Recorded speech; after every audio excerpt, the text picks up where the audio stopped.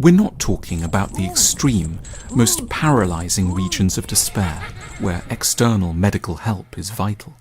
Our target is rather the times when we feel, as indicated by Thoreau's phrase, mired in moods of quiet desperation, a large grey hinterland in which beneath an outward surface of endurance we feel exhausted, close to tears, beyond the sympathetic understanding of others, easily irritated and daunted by the simplest tasks. There will probably have been certain triggers for our melancholy, an intimate rejection, a humiliation around work, the growing realization that the ambitious plans of earlier years have come to very little. Unfortunately, sadness feels very taboo. Societies tend slyly to insist on cheerfulness. We end up not only struggling, but humiliated that we're in such difficulties. Yet, in truth, there is nothing more natural or routine than grief.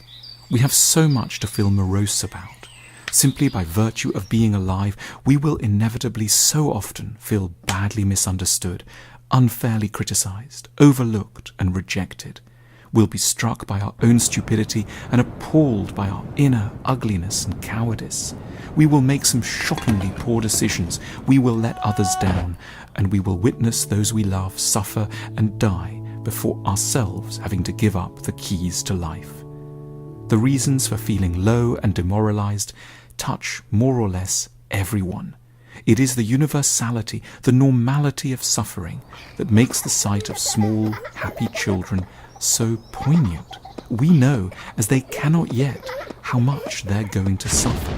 We don't know the precise details, but we know that in some way or another a distinctive range of horrors will, in time, befall them. Every day, almost without noticing it, we have to fight off a range of incoming, powerful reasons not to despair. We rely on an internal engine or muscle of hope to pump out consoling thoughts. Then one day, the task seems too much. The muscle can't take it anymore. At such times, we need to keep a few ideas in mind. For a start, that sorrow is not an individual failing. It is a basic reality for our entire species.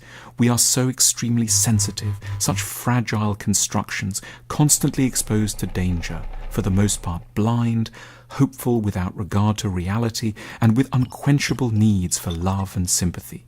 Our tribulations are a symptom of being human, never just a curse attached to our sliver of existence. Others, who might seem successful, buoyant and composed, will travel, at moments they shield us from, to the very same places of despair we have been exiled to.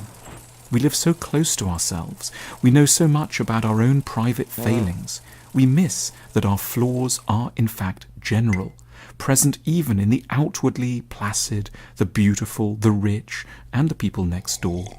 If only we could see into their minds, we would feel so much less alone. We are, it's true, sometimes hard to be around. We're easy to caricature as grumpy and a pain. But in truth, we're sad rather than mean, anxious rather than bad. It's hard to make our despair sound charming, to present ourselves in the way that would win us the compassion we so require. Yet we're being harder on ourselves than we would be on a friend. We should, at the least, accord ourselves the same degree of forgiveness we wouldn't hesitate to direct to an acquaintance. In the end, however tempting it is, we can't just abandon our lives. There are too many people who rely on us, even if their presence doesn't feel real right now. Above all, we don't know the future. It's the other side of our dependence on chance. Things can get slightly better for reasons it's hard to foresee. Just as pleasures fade and can seem meaningless in retrospect, so pains, at least sometimes, can pass or soften. Things we thought we'd never be able to get over gradually become bearable. We adjust our mental posture. We stoop to accommodate a new reality. Being miserable does not exclude us from the human community. It's a sure sign that we are very normal, and that life is progressing in its own dark way, more or less exactly to plan.